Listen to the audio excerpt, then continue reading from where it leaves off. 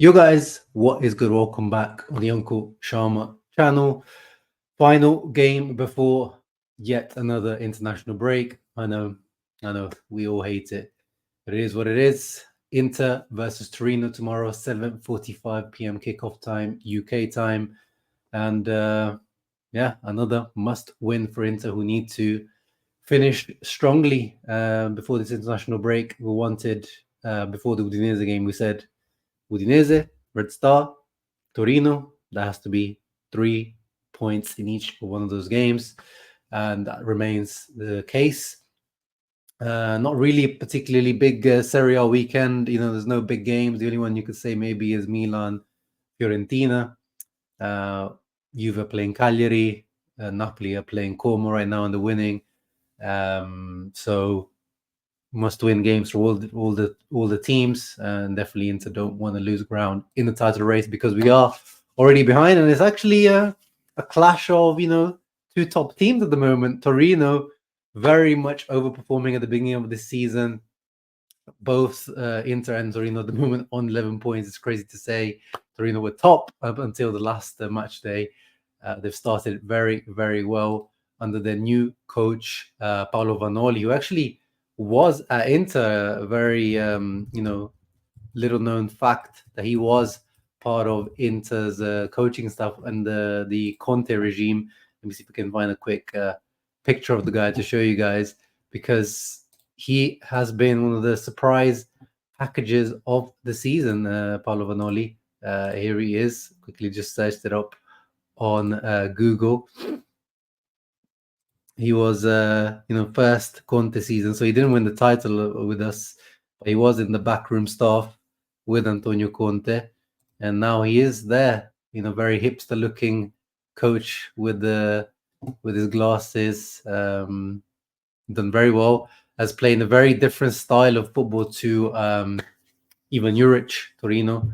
They're a bit more attacking, a bit more free-flowing. Torino before were a very defensive, very hard to break down team, man-to-man press, and they still maintained some of those aspects, but it finally added a bit of attacking output into their game. And you can see that here at the moment, Torino, if you look on the right-hand side in terms of offense, in terms of goals scored, Inter are second at the moment, 1 goal less than Milan. But then Torino are a few places down with 10 goals, so just 3 goals less than Inter. And in terms of defending, if you look on all the way to the right, of course, Juve with the unreal 0 goals conceded up until now in 6 games. Empoli second, then Inter with 7, not looking good. Not catastrophic goal conceded, but definitely not title contending.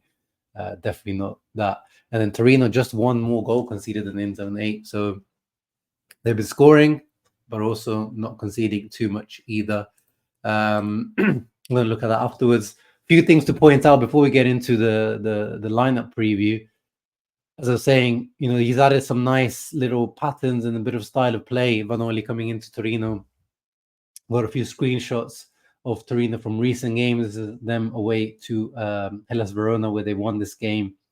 And here, I think it's Mazzina who passes it into Zapata. Of course, they play with the 2 strikers up front, 3-5-2, similar to Inter. And Vanoli himself has said that, he does look towards not just Conte, who he was under, but also Inzaghi in terms of, his coaching inspiration. And you can see it with some of the way this Torino team plays. Here it's, a typical move that we see a Conte team or an Inzaghi team make. The left centre-back passing directly into the strikers. One of the main strikers comes in deeper, but actually just a dummy or like a little flick into the other striker. And actually here, this is very poor defending from Hellas Verona. Sanabria ends up scoring from this very simple play. He gets in straight into the middle of the Verona defense and scores from this. So that's something to watch out for in terms of that very set pattern of play that they try to do sometimes with 2 big strikers up front in Sanabria, Zapata, or Che Adams. And then making use of those big strikers, especially Duvan Zapata up front here.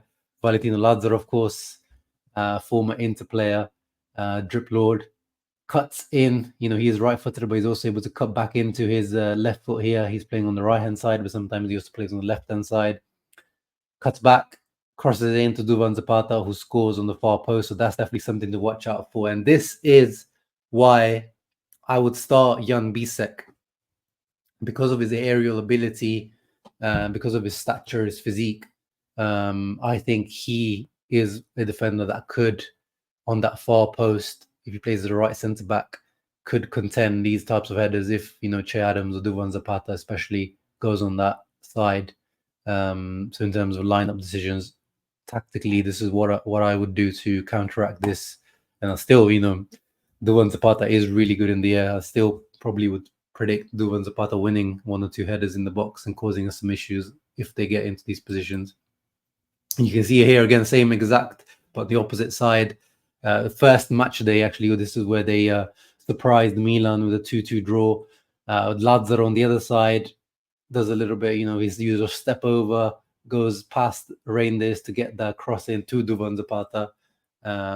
Awful defending from Milan. I think it was Malik Thiaw with the awful marking there, and Theo Hernandez, easy header in for Duvan Zapata. So this is definitely something to watch out for from Inter's defensive point of view. And then again, these third man runs. Here it's it might be Lazaro again. Bloody hell, Lazaro is involved in everything. They do the same thing again in terms of that dummy run.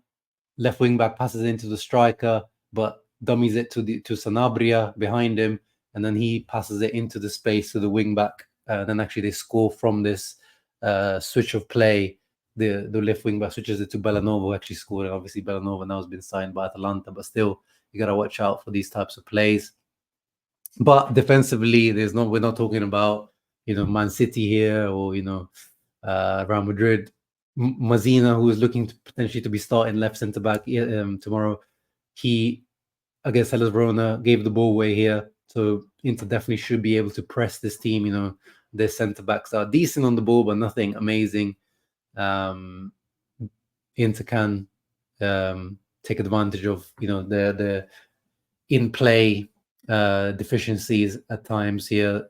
Verona won the ball back and scored from this, so I'm expecting slightly mid to high press from Inter tomorrow to take advantage of Torino. And in terms of lineup, as I said, there's some interesting decisions potentially for Inzaghi to make.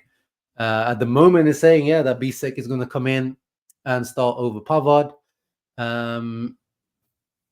Acerbi coming back in. Bastoni retains his role. Di Marco stays in. Mkhitaryan stays in, of course. Hakan stays in. And then Frattesi returns to the starting lineup. Of course, Barella is still out with his injury. And Darmian returns over Denzel with Lautaro and Thuram starting. So, yeah, pretty much our strongest lineup, you could say now. It's between Bisek and Pavard now is becoming a thing, you know. Bisek comes in against Udinese, wasn't fully convincing. And then Pavard we're still not really seeing, you know, fully concentrated, fully, you know, 100% Pavard at the moment this season. So it's kind of 50-50 between these two. But as I said, just because there's Duvan Zapata, Che Adams, Sanabria, height and aerial ability, I might be keen to start Bisek and Darmian to just keep it tidy at the back defensively. But everywhere else, I think the decisions make themselves. I would have liked to see Zielinski start for Mkhitaryan, who's now played, you know, would have played Udinese and the Red Star Belgrade game. But we know for Inzaghi, he's just unmovable. But I do think this would have been a nice game for Piotr Zielinski to have with Frattesi. And I think we're seeing with Zielinski, he played as the right centre mid against the Red Star Belgrade. He didn't look that great. I think even though he's very ambidextrous, very both-footed, I think some players have this angle bias. They prefer certain angles, certain looks to how they like to receive the ball, give the ball. And I think Zielinski he's still the right foot dominant, even though he's ambidextrous. He likes to do most of the things with the right foot. And I think he likes to kind of cut in with his right foot almost from that side. So I really do see him as the Mkhitaryan alternative rather than the Barella or Frattesi alternative. And up front, Lautaro, I'm predicting his goal streak to continue. We know he's streaky. Now his streak is underway. 2 games in a row, he's scoring. got him as my fantasy football captain as well, so he better be scoring. And Marcus Thuram needs to return to goal scoring as well. We need his goals. If we look at the Torino team quickly, again, as I said, defensively, Saul Coco's been an interesting signing at the back, but Volukevich and Mazina, I want to see the Inter players take advantage of these two. Midfield is quite nice. Ricci, obviously, even Ilic, both very nice midfielders. Both midfielders that I would have at Inter in a heartbeat. Tameze, not so much, much more of a workhorse. And then Borna Sosa, who's not been particularly great at the beginning of this Torino career, but he's got a nice left foot. And obviously Lazaro we talked about, and Che Adams and Zapata, solid front two, have got a good start to the season. So a game not to underestimate for Inter for sure. Let's see if Gazzetta do anything different.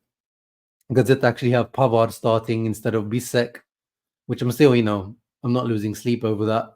But I think Bisek just gives me a bit more certainty in terms of aerial dueling. But they also have everything else the same. Again, no Leon Zielinski, which is a little bit annoying to me. And same line. Oh, actually, no, they have Pedersen starting for as a right wing back rather than Sosa as a left wing back. But yeah, same shit. And I want to see whether Ricci's playing as a regista or as a mezzala for them. Interesting to see. But yeah, must-win game. I'm predicting a win before the international break. I think, as I said, Lautaro getting a goal, and Marcus Thuram maybe returning to goal as well. I'm predicting a strong win. Again, I'm still not sure about us defensively at times. Even against Red Star, a couple of times they counterattacked us very easily, and not because of our defending, more because of the way the sloppy giveaways we do sometimes when we're building up, or bad decision making we do. So I still, maybe I see us conceding a goal, but I would love us to start building up some clean sheets. Yeah, go on then. I'll go for a 2-1 victory for Inter. Nice way to continue our streak and remain near the top, where we need to keep up with Napoli at the moment. Let's have a quick look at Napoli still winning that Napoli-Como game. Yes, at the moment, it's still a Napoli win as far as I can see. 1-0 up. Oh, no, 2-1 up, actually. McTominay and Lukaku penalty. So yeah, we definitely need a win to keep up with them. You guys let me know your thoughts down below. Who would you start? What do you think of this Torino team? Can they keep it up? And yeah, leave a thumbs up, subscribe to the channel as always. Ciao ragazzi, forza Inter!